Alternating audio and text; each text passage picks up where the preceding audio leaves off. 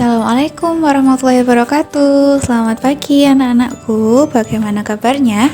Semoga selalu sehat ya. Hari ini kita akan belajar fikih. Tapi sebelum belajar, kita berdoa dulu yuk. Raditu billahi robba wa bil islami dina wa bi muhammadin nabiyya wa rasulah. Rabbi zidni ilma warzuqni fahma. Amin. Nah, hari ini kalian sudah sholat duha belum? Kalau belum, sebelum belajar sholat duha dulu ya. Jangan lupa setelah sholat doakan ayah ibu kalian. Nah anak-anak, kemarin kalian sudah belajar pengertian adzan. Ayo, masih ada yang ingat tidak pengertian adzan? Ya, adzan artinya adalah pemberitahuan. Adzan adalah tanda masuknya waktu sholat. Hari ini kita akan belajar tentang asal mula adzan, syarat adzan, dan syarat muadzin. Nah, untuk asal mula adzan, nanti Ustazah akan memberikan sedikit video yang menceritakan bagaimana sih awal mula terjadinya adzan. Nah, apakah kalian tahu kapan adzan pertama kali dilakukan? Adzan pertama kali dilakukan pada tahun pertama Hijriyah. Adanya perintah adzan berawal dari kisah berikut. Yuk kita simak videonya bersama-sama. Kakak tidak bisa memberikan pertanyaan bagus kan? Sudah, jangan bertengkar. Kalian mau dengar tidak penjelasan dari ayah tentang azan? Ya ayah, mau. Pertanyaanku bagus kan? Dengarkan baik-baik ya. Begini sejarahnya anak-anakku. Setelah kaum muslimin hijrah dari Mekah ke Madinah dan belum lama tinggal di sana,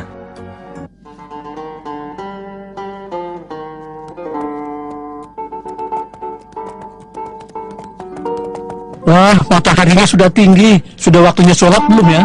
Tampaknya sudah. Mari, kita sholat. Mari.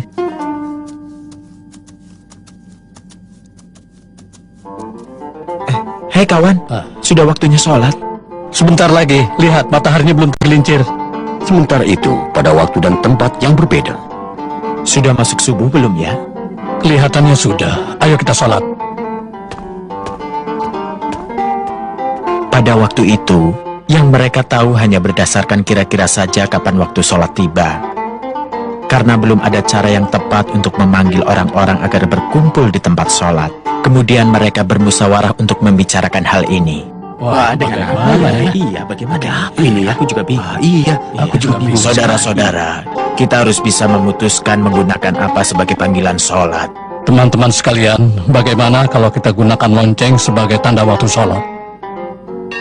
Atau kita bisa gunakan cara lain, yaitu meniup trompet. Tetapi lonceng adalah cara yang digunakan oleh orang Nasrani, sedangkan trompet tanduk digunakan oleh orang Yahudi. Agar tidak sama dengan umat Nasrani dan Yahudi, bagaimana kalau kita menggunakan api besar? Wah, itu sih merepotkan. Begitulah anak-anak, belum ada satu cara pun yang disepakati sampai saat itu. Lalu, bagaimana azan bisa disepakati dengan cara yang pas ayah? Begini, ada seorang sahabat bernama Abdullah bin Said bermimpi.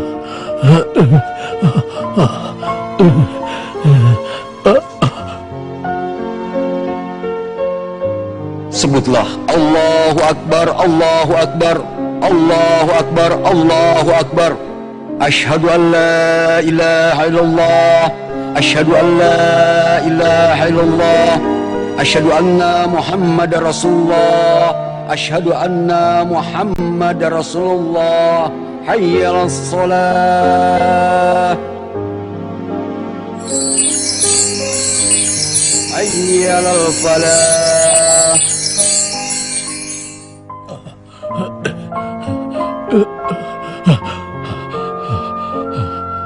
Maka Abdullah bin Zaid menceritakan mimpinya kepada Nabi Muhammad. Demikianlah mimpiku ya Rasulullah. Maka Rasulullah berkata, sesungguhnya itu mimpi yang benar. Nah, demikianlah asalnya. Sejak saat itu azan dikumandangkan oleh umat Islam sebagai waktu sholat. Lalu, azan itu artinya apa ayah? Gantian ya kak, aku kan juga ingin bertanya. Iya, kamu mau tanya apa? Ayah, azan itu artinya apa? Adzan artinya panggilan untuk melakukan sholat. Nah, Ayah rasa sudah cukup penjelasan ayah. Sekarang lanjutkan kegiatan kalian, ya?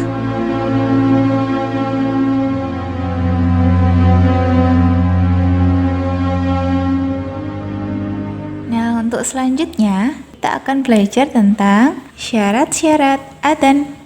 Nah, karena adzan harus dilakukan secara baik dan benar, maka ada loh syarat-syarat adzan. Apa saja ya? Yuk kita lihat bersama-sama. Yang pertama, kalian harus berniat adzan. Yang kedua, ketika adzan harus sudah masuk waktunya sholat. Adzan sah jika dilakukan setelah masuk waktu sholat. Jika dilakukan sebelumnya, berarti adzannya tidak sah ya. Nah, untuk selanjutnya, adzan harus berbahasa Arab. Tidak boleh menggunakan bahasa lain.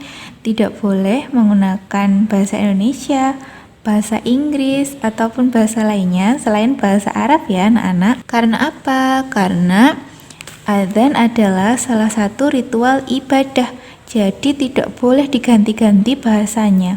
Untuk selanjutnya, coba kalian lihat yang warna kuning cerah ini harus diucapkan sesuai urutan. Untuk urutan adzannya akan kita pelajari pertemuan berikutnya ya. Jadi ketika adzan harus urut, tidak boleh lafaznya diucapkan sesuka hati kita. Dan kita tidak boleh loh membolak-balik lafaz adzan. Nah, yang terakhir adalah kalian lihat yang paling bawah, yang warna biru, harus mengeraskan adzan. Adzan dikumandangkan secara lantang agar terdengar di tempat yang jauh dan agar terdengar oleh orang lain.